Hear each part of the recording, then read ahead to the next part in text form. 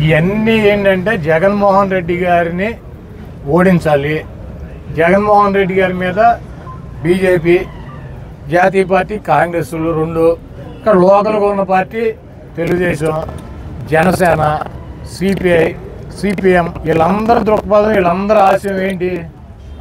ఒక కాంగ్రెస్ పార్టీ బీజేపీతో అలయన్స్ ఉన్నటువంటి తెలుగుదేశం పార్టీని ఆవిడ గెలిపిస్తానికి ప్రయత్నం చేస్తానంటే ఏమనాలి ఆవిడని?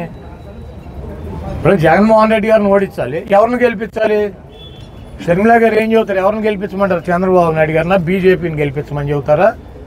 బీజేపీ ఎంపీలను 6 ఎంపీలను వాళ్ళు పోటీ చేసిన 6 ఎంపీల్లో ఓటేసి బీజేపీని గెలిపించమని షర్మిల గారు ప్రచారం చేస్తారా? ఇప్పుడు ఆవిడ వచ్చి ఏముంటుంది? మణిపూర్లో క్రైస్తవులను ఊచకోత కోసారు, జగన్మోహన్ రెడ్డి మాట్లాడలేదంటాడు. ఎక్కడ మణిపూర్, ఎక్కడ ఆంధ్రప్రదేశ్? మణిపూర్లో క్రైస్తవుల మీద ఊచకోత కోస్తే ఎవరు మాట్లాడాల్సింది? ఎవరు? జగన్మోహన్ రెడ్డి గారు ఈ రాష్ట్ర ఆంధ్రప్రదేశ్ ముఖ్యమంత్రి. ఈవిడ వెళ్ళిందా మణిపూర్? ఈవిడ వెళ్ళిందా? తెలంగాణనే నాది, తెలంగాణనే నేను, తెలంగాణలోనే అన్నీ అని తెలంగాణ తిరిగింది. ఆ రోజు మణిపూర్ గురించి ఎందుకు మాట్లాడాల? మరి ఫాస్టర్గా ఉన్నటువంటి బ్రదర్ అనిల్ గారు వెళ్ళాడు అక్కడికి, లేకపోతే కాంగ్రెస్ పార్టీకి సంబంధించినటువంటి సోనియా గాంధీ వెళ్ళిందా? రాహుల్ గాంధీ వెళ్ళాడా? ప్రియాంక గాంధీ వెళ్ళిందా? వాళ్ళంతా ఎన్నికల ప్రచారం, ఎక్కడ ప్రచారం ఎన్నికలు ఉంటే అక్కడ ప్రచారం చేసుకున్నారు. ఇప్పుడు సిగ్గు లేకుండా అదే బీజేపీ పార్టీ ఊచకోత కోసిందనేమో ఆవిడ చెప్పుద్ది. అదే బీజేపీతో అలయన్స్ ఉన్నటువంటి క్రైస్తవులను ఊచకోత కోసినటువంటి పార్టీ అని చెప్తా మళ్ళీ ఆ బీజేపీతో ఉన్నటువంటి చంద్రబాబుని గెలిపించమని చెప్పి మా ఓట్లు చేస్తారని చెప్పి ఆవిడ ప్రయత్నం చేస్తుంది. ఇది రాష్ట్ర ప్రజలకు అర్థం కాదా? అలాగే చంద్రబాబు నాయుడు ఏం చెప్పాడు? నరేంద్ర మోడీని ఆంధ్రప్రదేశ్లో కాలు పెట్టినాడు, ఎన్డీఏకి మద్దతు ఉపసంహరిస్తున్నాడు, ముస్లింస్ మోడీ ఊచకోత కోసాడని చెప్పి ఎవరు చెప్పారు? ఇవన్నీ చంద్రబాబు నాయుడు కదా చెప్పింది. చంద్రబాబు నాయుడు గారు మరి ఇప్పుడు సిగ్గు లేకుండా వెళ్ళి ఎట కలిసాడు బీజేపీతో? మళ్ళీ బీజేపీతో కలవటం ఇది చారిత్రాత్మక తప్పు. బీజేపీతో కలిసి తప్పు చేశాను, అది మద్దతు పార్టీ అని చెప్పి 2004లో ఎన్నికలు అయిపోయినాక చెప్పి 9లో బయటకు వచ్చాడు. మళ్ళీ 14లో రాష్ట్రం విడిపోయింది, రాష్ట్రాన్ని ఆదుకోవాలంటే మోడీని ఆదుకోవాలని చెప్పి మళ్ళీ సిగ్గు లేకుండా ఆయన హైదరాబాద్లో కాలు పెట్టనివ్వకుండా వెళ్ళాడు. తెలుగుదేశం పార్టీ ఎన్టీ రామారావు ఎందుకు పెట్టాడు?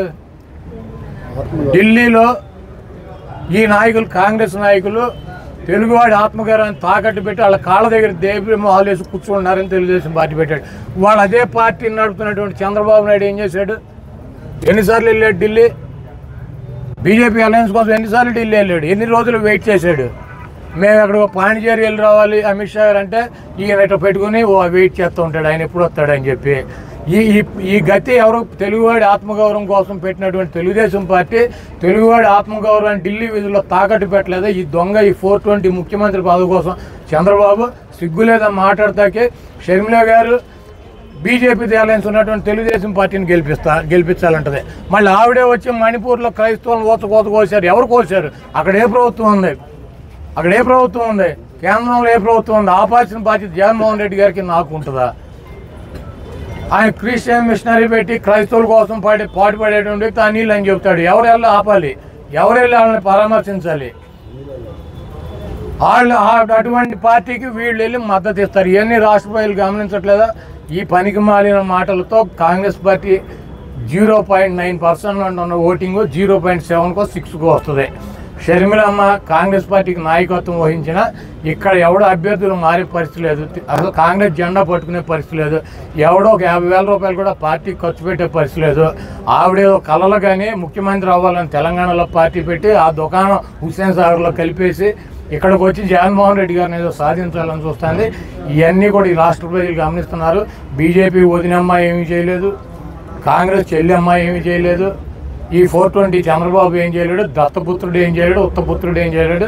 అందరికీ రాష్ట్ర ప్రజలు గుణపాఠం చెబుతారు.